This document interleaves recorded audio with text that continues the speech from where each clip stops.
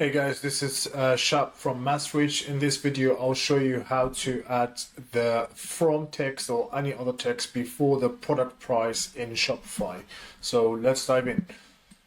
Now, what you want to do is log into the backend of your Shopify store, and then you would want to come down here and click on Settings, go to General, and then just under the currency display, you've got these three dots where we need to click on that and then change currency formatting.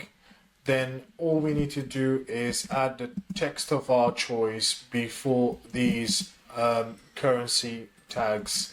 And I'm going to do that for all of the different options here.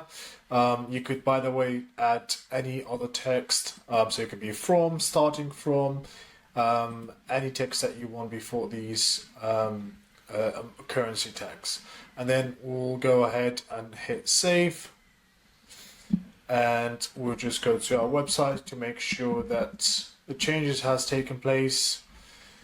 And if I just click on one of these products, bam, you can see that the from text has been added before the product price in Shopify.